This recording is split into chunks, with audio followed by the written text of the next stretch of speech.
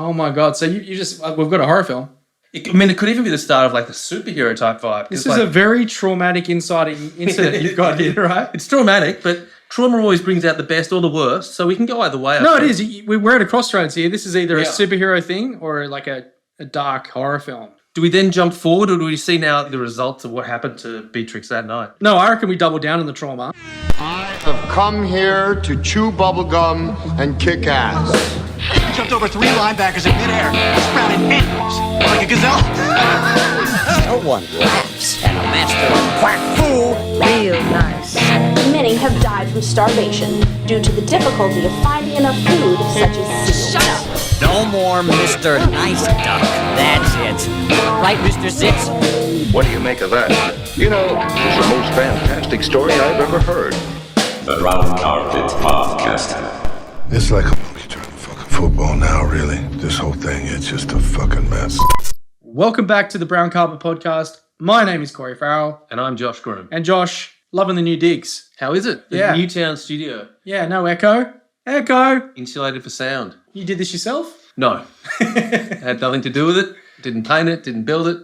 Didn't even paint it? Nope. That was all Tory. Nothing to do with it. Okay. No, well, looks good. She did a good job. Welcome to the Brown Carpet Podcast, where each episode we take a weird, real news story and together we twist it into an even weirder film. And at the end, we make a movie poster for the B-grade masterpiece that we cook up. You can see all the movie posters we've made in the Brown-led section of our website, www.thebrowncarpetpod.com. You can find us on Apple, Spotify, or watch all the episodes on our YouTube channel. Just search for the Brown Carpet Podcast, and you can see Corey's pretty little beauty face. If you've got a suggestion for a weird, funny headline you'd like us to turn into champagne cinema, DM us on Instagram or email us at thebrowncarpetpod@gmail.com. Don't forget to give us a follow on Insta, TikTok, chuck us a like, and subscribe to our YouTube channel. Finally, we'd like to acknowledge the Gadigal people of the Eora Nation, the traditional custodians of the land we record this podcast upon. Always was, always will be, Aboriginal land. You know what's great about this studio? What's great about the studio? No bugs. No bugs. Not one cockroach, despite the fact we live in the inner west, Newtown and more, notorious for bugs. Speaking of bugs, on this week's episode, we've got a story involving bugs. So, Corey. Why do you sound like a radio announcer?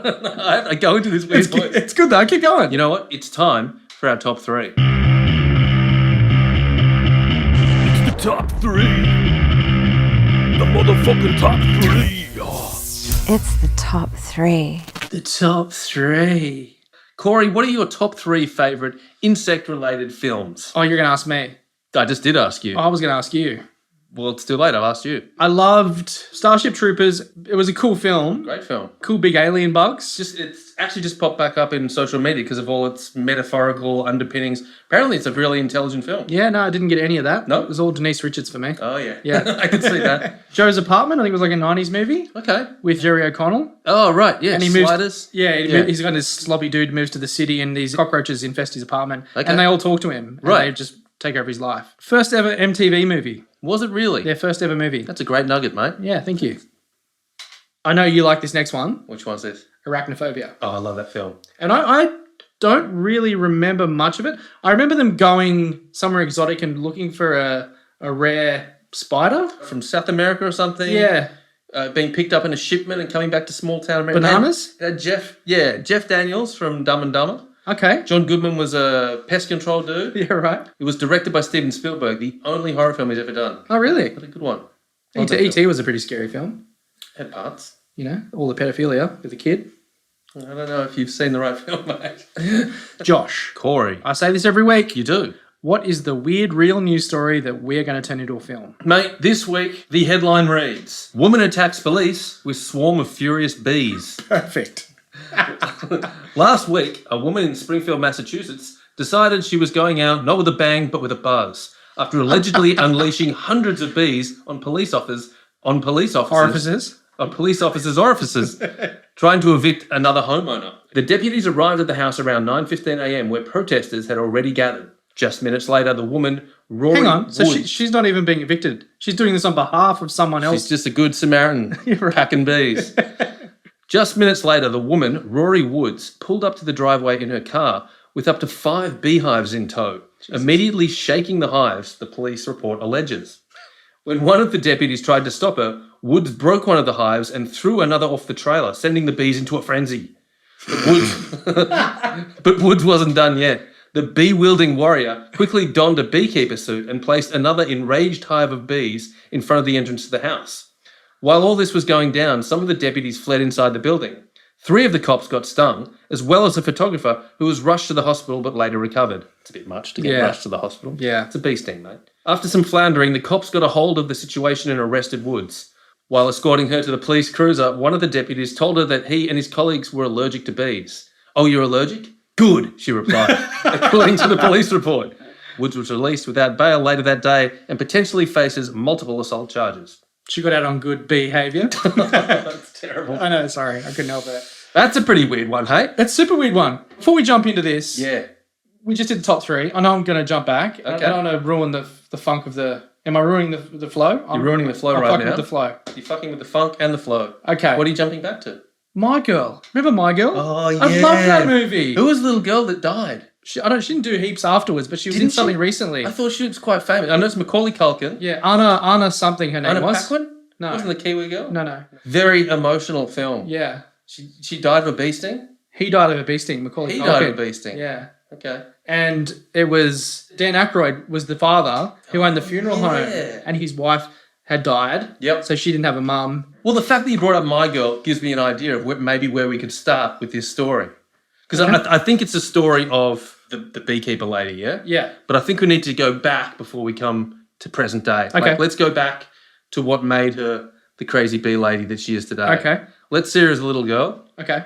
Beatrix, we'll call her. She's at a school dance. Yeah. And she's still sitting on the side, by the wall, hasn't had a dance all night, Yeah. looking all sad and forlorn, and her dress has gone all droopy and sad around the edges. And just as she thinks, the night's been a total loss, across the dance floor comes this handsome young boy straightening his bow tie, asks for her hand for a dance. So they nervously get up to the dance floor and they start shaking and jiving. Yeah. Wet ass pussy. Wet ass pussy, perfect. They start whapping it up on the dance floor. The parents are starting to show up to pick them up. It's the last song of the night. It's a song for the lovers. So a romantic tune comes on. They start close dancing. And it's this beautiful moment of her close dancing with this young boy. Close the door. I'm going to give you what you've been waiting for. Well, it's not that sexy. They're like 12. Teddy P. Don't make it weird. Teddy Pendergrass, everyone. And so as they're canoodling on the dance floor, you see the boy's hand sliding down her back. Ooh. He's going for the butt grab. Little bum touch. Yeah, nice. The little girl's mum walks in.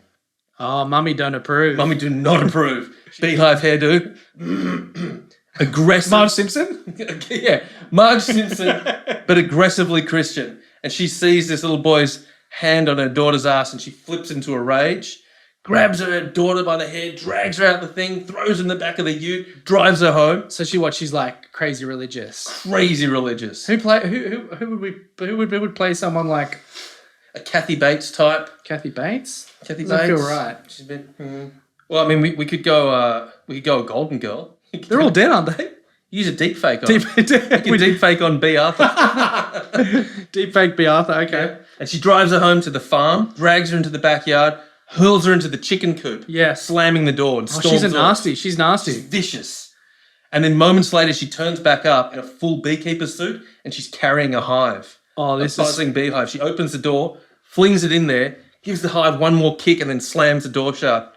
Fade to black. She leaves little Beatrix in there, being stung by 1,000 bee stings, screams of agony. And we just pull back from the screams echoing into the night. Oh my God. So you just, we've got a horror film.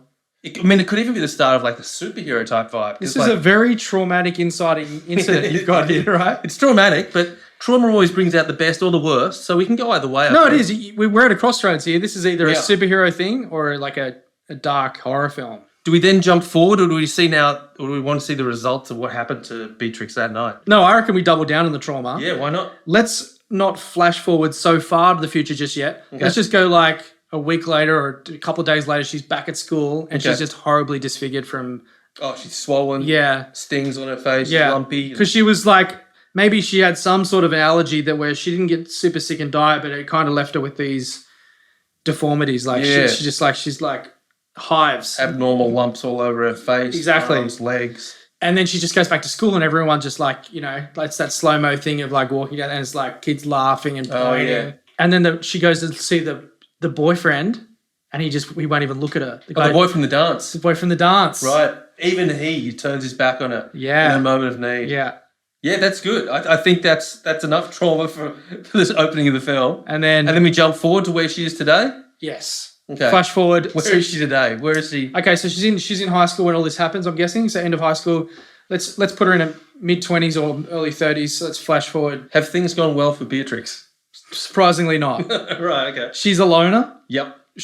I see we pick up in a sort of little grief hole of a 1-bedroom apartment. Okay. She, like it's dim. She doesn't look after the place. The blinds are drawn. Cat shit piling up in the corners. Yeah, there's like bugs in the sink. Beehive on the wall, like connected by red string, like a with mural. faces. Like it's like you see those FBI walls when they're like trying to connect the dots to people. Like Charlie Day in the basement. Yes, A Beautiful Mind, except in yellow twine, so it's in like a big beehive. Yeah. And what were all these faces though? Targets of hers, like who she's described it to. Maybe she's gone full-blown serial killer already. Yeah, she's going through her yearbook. Oh. And she's picking up, like going through all the love, all the relationships, all the loving relationships that are spawned from her year at school. All those people who teased her. And everyone connected to them, like kids that got together back in school. Like the daughters. She's gone right through the family tree.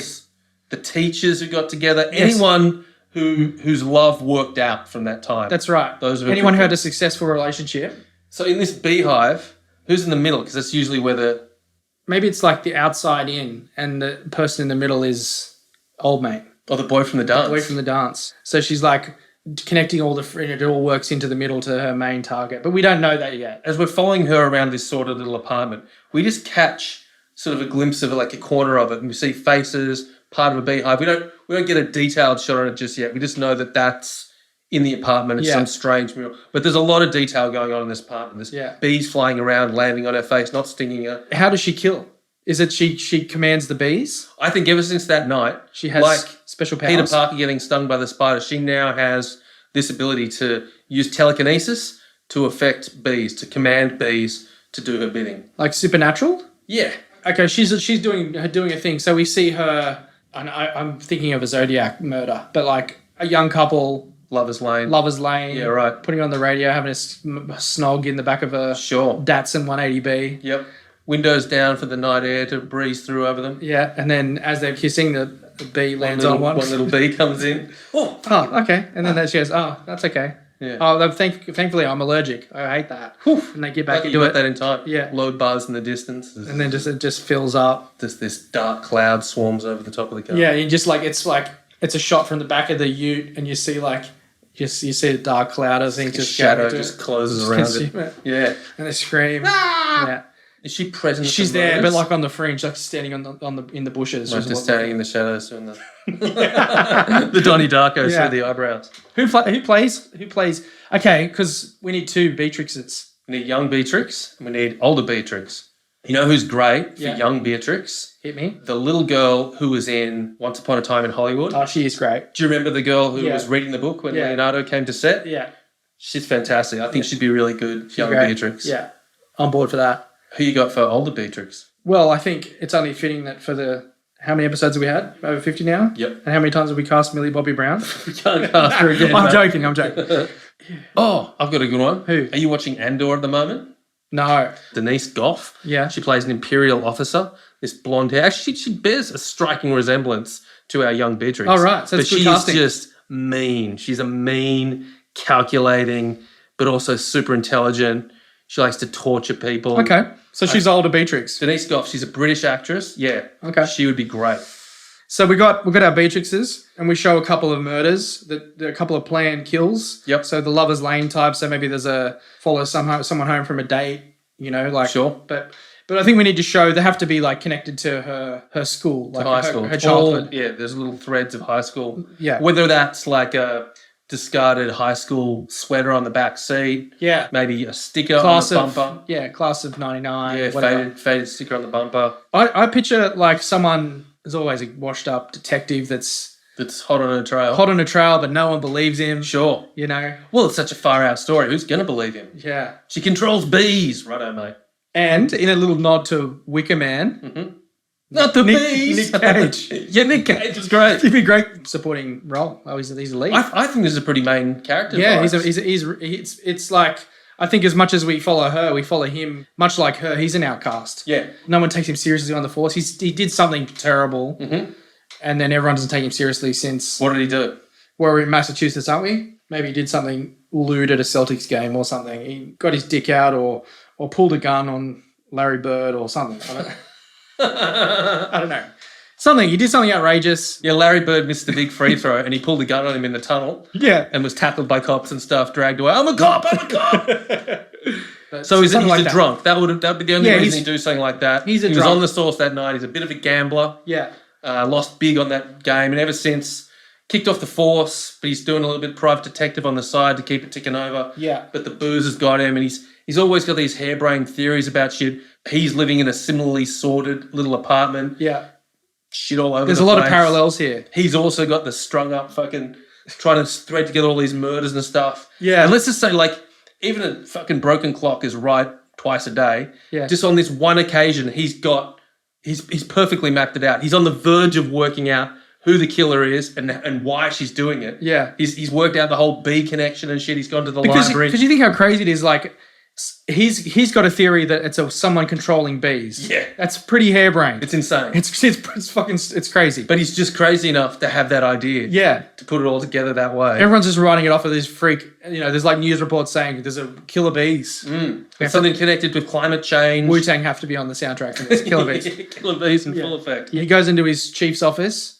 Or his old chief. Is he on the force anymore or has he been booted? I think he's booted. He's booted, but he feels obliged. Yep. He goes in and goes, look, here it is. Here's Lays the it all evidence. out for him. And they just laugh at him. Yeah. They laugh him out the door. Yep. So he picks up his boxes. Echoes of her being laughed at in school. Like the echoes through time. Let's make this movie. Let's make this film. So what is our detective's name? What's Nicolas Cage's character's name? Detective Honae. Honae. With an umlaut? Yeah. Yeah, right. Okay, Detective Honae. Honey, get it? Yeah, I know. Yeah. He's right on like for the last murder. He's a big stick away from working it out. He's going to get the next one. He's worked out the pattern now. These are all connected from the high school, and he's got it narrowed down to maybe potential of 3 suspects. Yeah. But he reckons he knows exactly where the next murder's going to be. Mm-hmm. There's a married couple that are at their anniversary coming up. They always go to the same restaurant. Yeah. They're going to be sitting out in the balcony. He's staking it out. It's a perfect setup for it to all happen. What happens? I think she gets stopped in her path by the boy from the dance. The prom day comes back. The prom day comes back. So she's on her way to kill this couple. Yeah. She's got a backpack with the hive in it. She literally bumps into him on the street. Their eyes meet, moonlight. Yeah. There's still something there. I love that conversation. It's like, well, what's with the hive on the back? It's a concealed camouflage bit. Okay. It's not obvious. Yeah. Beatrix, is that you? Yeah. It's Johnny. Do you remember back in the day? Yeah. There's electricity in the air. Yeah. They start talking. She forgets what she was there to do in the first place. Yeah. She never opens up the hive on her back. They spend the whole night catching up, flirting, rekindling a love that was, barely a spark. Yeah. Her coming into contact with love for the first time, it's quenched this hatred fire that she's had her whole life. All the homicidal rage just leaves her body. It's done. Yeah. Meanwhile, on the flip side, Nic Cage is still sitting there in the restaurant and it doesn't happen. Like, he's becoming more and more insane. Like, how everything was leading up to this. Like, he's getting more and more frustrated. He goes home that night. It was meant to happen. Like, he's checking his facts. He's checking his data. And he's becoming obsessive. Yeah. So much that he pushes his own, he's very fractured his own family. Yeah. And now his daughter, he's losing his own relationship with his own daughter. And then maybe simultaneously, their relationship is turning into this kind of feel-good montage sort of love thing. They're having this summer romance fling thing. They're properly falling in love. He's becoming Bea Arthur indirectly in his own story to his own daughter. While that's all happening, while he's devolving into this mess, they're falling in love. He pops the question to Beatrix, will you marry me? And I think at this point, her apartment is now cleaned up. The blinds are open. Oh, yeah. She's got flowers. Yeah, loved her is now something that she can understand. Maybe they put an announcement in the paper. They're going to get married on this date or whatever. It's a joyous occasion. And Nic Cage, sitting in his filthy, disgusting, smoke-filled apartment, flips the paper. Spreading, honey on toast. Yeah, that's right. flips the page, Yeah. and there's this announcement of their engagement, Right. and it all clicks for him. Beatrix, the high school, the boy, the dance, the stings. Yeah, we get that montage of like everything connecting. It's all clicking together. Fingerless Einhorn. And that photo, the photograph of her, he flips back through the school yearbook. She's the one. She's connected to this person, to that person. Yeah, I love it. So I think He goes to crash the wedding. he's going to crash the wedding. Yeah. I reckon he's on the way just to shoot her in the head because no one's going to believe it. He's not going to get an arrest warrant. He's just going to take matters into his own hand. He's going to take a gun to the... He's got a gun. He's on his way. How is he going to trigger her into releasing the bees on her wedding day? Because she's happy now. She is. So what's he going to do to trigger that reaction? Yeah. That she's... Because that's what I'm picturing where you're going with this, right? Uh-huh. She's at the ceremony. Everything's lovey-dovey. He's sitting in the back. Yeah. Waiting for his moment. Maybe he waits till the very end. And he's a bit pissed up. Yeah. So like you may now kiss the bride, and the photographers move in for their shot, and he kind of staggers into the aisle, pushes the photographer over, rips out the gun, people go screaming and falling down, and takes aim, fires, misfire, hits the boyfriend in the head. Boyfriend goes down, kills the boyfriend. She like right in front of her, blood spatters all over her white wedding dress. I was not going to go there, but that's so good. So like she's instantly back into like white hot rage. Yes. And I reckon this turns into our Carrie moment now. She She's summons covered in blood. all the blood down the white dress, and she summons every fucking bee in the area just to like descend upon the church. Bee NATO. Just swirling around her, and she's standing in the middle, fucking raging out. She just kills everyone. Everyone in the congregation, all the wedding parties. I mean, it leaves it open for a sequel. Like you could have this evil superhero character moving forward. Yeah. I don't know if Nic Cage gets away. Yeah. I like the idea of like there's a one drunk uncle or something that was just in the toilet the whole time, like doing drugs or something. Right, just comes out. Oh shit. And then like maybe it's just like a news report the next day, a freak bee accident. So no one still believes him either. And they like he's got no credibility. Okay. He's just this drunken dude that went he's completely lost his mind. Right. And because the way that everyone died with the bees, it's just this weird... Maybe they think it was him because he was the one always banging on about the bees. Maybe they just assume he fucking brought the bees, or it must have been him that unleashed the bees. Like, he was the bee guy all along. Like somehow it's pinned on him. Yeah. Yeah. So she's the only survivor.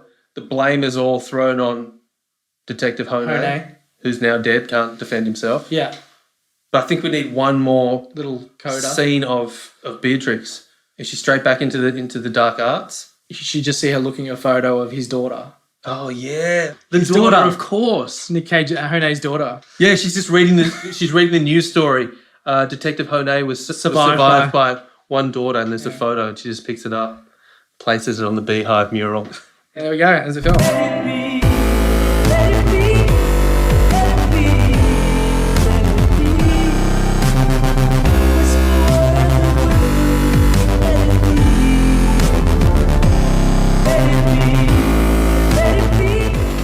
So what do we call this film, Josh? Well, what do we got? What do we call this film? Let's go with Lord of the Stings. Punny. I don't know if it's right. Maybe it's a bit too punny, that one. Bad Beatrix or Be Good. Queen Bee. Queen Bee. A bit Beyonce-ish. Sting Operation. Malicious Behaviour. Oh, God. They're all bad. The puns are always great. Something just simple like stung. No. Stinger. Stung. What do we think? Buzzkill. That's it. Buzzkill? Buzzkill's the best. Yeah. Buzzkill. What about taglines? To be or not to be? Josh. Sorry. Be afraid. Be very afraid. Which was the tagline of The Fly. Oh, was it? Yep. What about she was just being herself? That's good. It's good? Yeah. Buzzkill. She was just being herself. It's good. There we go. There's a movie. Yeah. Soundtrack? Johnny B. Good. Justin Bieber. Beyonce. B-52s. Let It Be. The Beatles. Yeah. I think we mentioned Wu-Tang. Let It Be. I think we mentioned Wu-Tang. Killer Bees. Yeah, absolutely. Yeah. Sting. Yep, we can have Sting on there for sure. That's good. That's good. Yeah, we've done it. All right. Well, that wraps up this week's episode. Nice one. Until next week. Don't forget to flush. See you, cunts. I have come here to chew bubblegum and kick ass. jumped over 3 linebackers in midair and sprouted antlers like a gazelle. No one laughs at a master of quack fool. Real nice. Many have died from starvation due to the difficulty of finding enough food, such as seal. Shut up! No more Mr. Nice Duck. That's it. Right, Mr. Sitz? What do you make of that? You know, it's the most fantastic story I've ever heard. The Round Carpet Podcast. What is Hang on a second. fucking hell? Joshua. Okay, here we go. Come on. Come at me, you cunt. You doing mushrooms that night? Just one. Just one clap. The vanity. I can't handle the vanity. I'm just saying. Just having it said. Okay. Don't get angry. Yeah, no, I'm not angry. Brr, brr. Gasoline pony. You can't pick that up, can you? No. On the mic, what I just said. Check a couple emails. You can do this, Corey. You can do this. You've done this before. Put your fucking shoes on. Why? Because it's weird seeing your hairy feet just loose. What do you mean? Just loose. Goes back in a couple of rocks. Oh, God. You're a sick fuck. I hate myself. You can leave. Yeah. Welcome. Are you happy with that? For fuck's sake, I was on the way.